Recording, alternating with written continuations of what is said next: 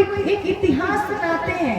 वो इतिहास जो उज्जैन नगरी जहाँ महाकाल रहते हैं, वहाँ पे उज्जैन नगरी में एक अजामिल नामक ब्राह्मण रहता था जो बहुत ही सदाचारी था।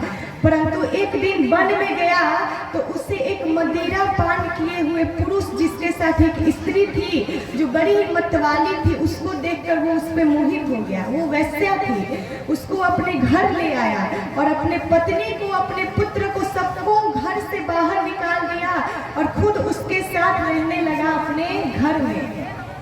माता पिता को भी उस वैश्या के कारण त्याग दिया और माता पिता सब लोग चले गए और उस वैश्या के साथ वो घर में रहने लगा। परंतु उसकी संगति जो है दूषित हो गई। जो इतना सदाचारी था आज वो दुराचारी बन गया उस वैश्या के संगति से कि कान में कुछ द्विजा कच्चिदा सिरपति अजामिला कि नामना नष्ट सदाचारो दास्या संसर्ग दूषिता।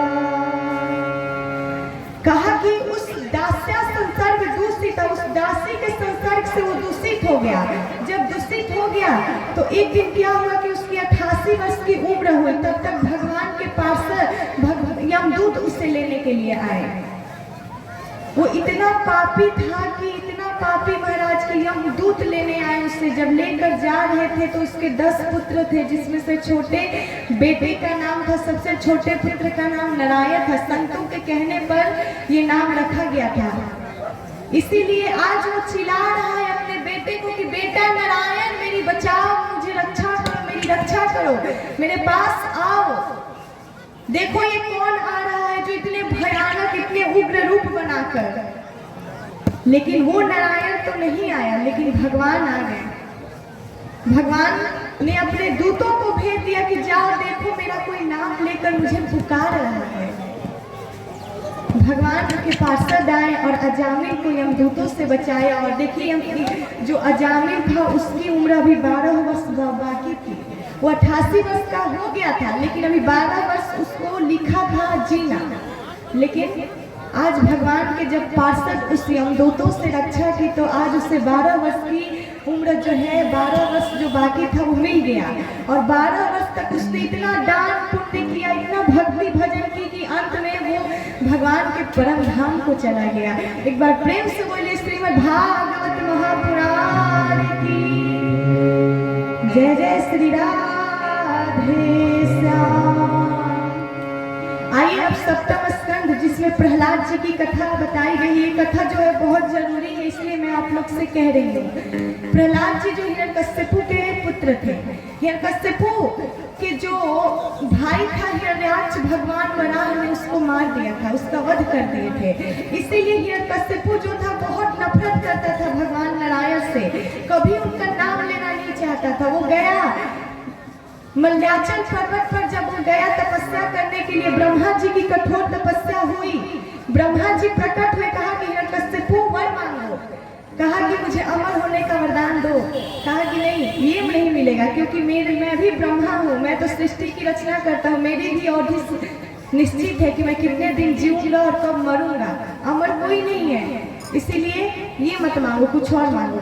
तो देखो, देखिए उसकी इतनी चालाकी, उसने कैसे भी करके वरदान ऐसा मांग लिया कि उसे ये लग गया कि मैं अमर हो ही गया। इनडायरेक्टली रूप से उसने क्या किया ना कि कहा ब्रह्मा जी से कि ठीक है, आप मुझे ये वरदान दीजिए कि ना मैं दिन में मरूं ना मैं रात में मरूं। चलो ठीक है, ना मैं आपकी बनाई हुई किसी भी मानवीय सृष्टि में किसी भी पशु से किसी से भी ना मरूं, चलो ये भी ठीक है। ना मैं अस्त्र ना मैं शस्त्र किसी से भी ना मरूं, ये भी ठीक है। और ना मैं 12 महीने में से किसी भी महीने में ना मरूं, ये भी ठीक है। और फिर कहा तथास्तु, जाओ स्वीकार। ब्रह्मा जी ने वरदान दे दिया, लेकिन हिरण्यकश्यपु का अत्याचार दिन पे दिन महाराज बढ़ता गया। भगवान ने देवताओं से कहा कि जब इसका पुत्र प्रहलाद होगा तब मैं इसका वध करूंगा। देवता निफिक्र हो गए, बेफिक्र हो गए, बहुत चिंता से मुक्त हो गए।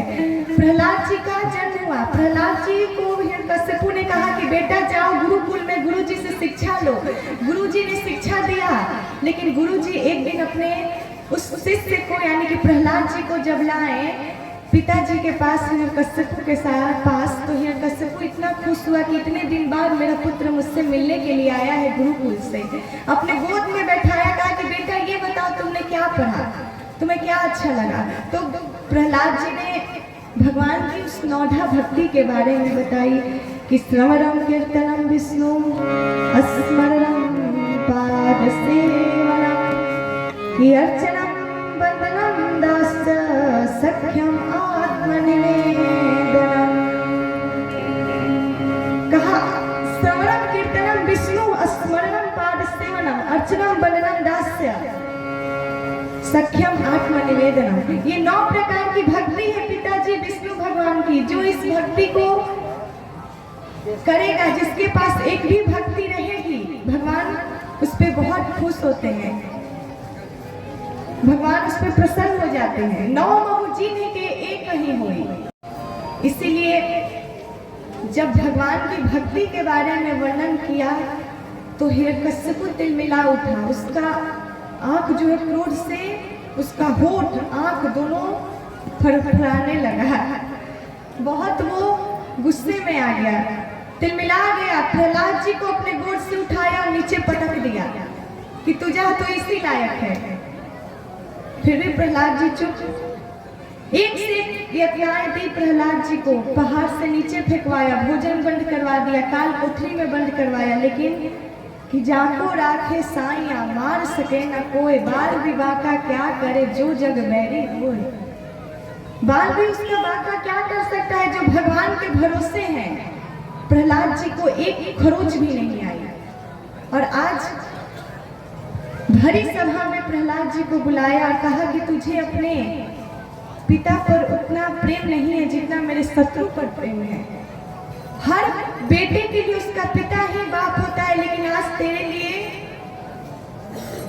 केवल वो जिसने मेरे भाई को और तेरे चाचा को मार दिया। इसलिए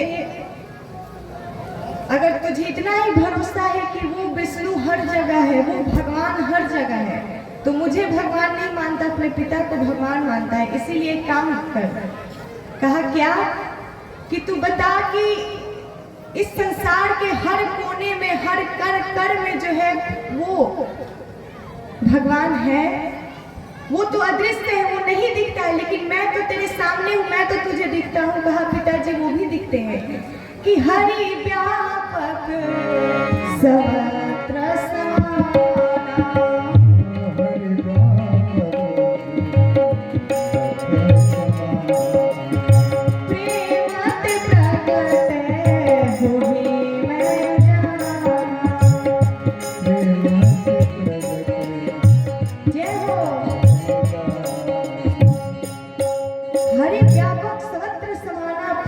प्रगटे हो ही में जाना। पिताजी वो प्रेम से भक्ति से प्रकट हो जाते हैं। इतना विश्वास है तो बता इस खंभे में क्या वो तेरा भगवान है? हाँ है। जैसे ही गदा लेकर उस खंभे पर प्रहार किया कि भगवान नरसिंह का प्रकट हुआ। बोले नरसिंह भगवान की। भगवान नरसिंह ने उस हिरण्यकश्यप को ले गए चौखट पर, जो देहरी होता है ना, उस पर ले गए और बैठ गए और अपने गोद में हिरण्यकश्यप को भी सुला लिया, उसको लेटा लिया और कहा कि तूने वरदान क्या मांगा था कि ना मैं दिन में मरूं ना मैं रात में मरूं। तो देख ना ये दिन है ना ये रात है, ये संध्या का समय है। और ये भी मांगा था कि ना मैं आकाश में मरूं ना मैं पृथ्वी पे मरूं। तो ना ये आकाश है ना ये पृथ्वी है, ये तो मेरा जंघा ही तेरे लिए काफी है। और ये देहरी है जिस पर मैं बैठा हूँ और तू मेरे गोद में बैठा है। और फिर ये भी मांगा था कि ना मैं पशु से मरूं ना मैं मनुष्य से मरूं। तो देख ना मैं पशु हूँ ना मैं मनुष्य हूँ, मैं तो नरसिंह हूँ। आधा शरीर पशु का है और आधा शरीर मानव का है। और क्या मांगा था कि ब्रह्मा के बनाए हुए यानी कि 12 महीने में से किसी भी महीने में ना मरूं। तो देखो ना ये 12वां महीना कोई भी महीना नहीं है, ये 13वां महीना मैंने तेरे लिए स्पेशली बनाया है। ये 13वां महीना पुरुषोत्तम मास, अधिक मास जो 3 साल पर लगता है ना, आप लोग को पता है ना? हाँ ऐसे ही ना, हाँ ऐसे ही। तो ये अधिक मास, ये पुरुषोत्तम मास है, ये भगवान ने हिरण्यकश्यप को मारने के लिए बनाया है।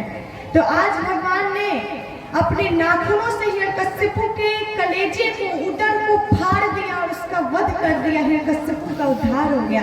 प्रहलाद जी आए, भगवान की स्तुति किए, समस्त देवी देवताओं ने मिलकर प्रहलाद जी को राजा बनाया गया और भगवान चले गए अपने लोक में। और इसके आगे देखिए समुद्र मंथन हुआ। समुद्र मंथन से सबसे पहले हलाहल कालकूट विष निकला और धीरे धीरे अंतिम में जो है निकला अमृत, जिसको अमृत जब निकला भगवान धन्वंतरी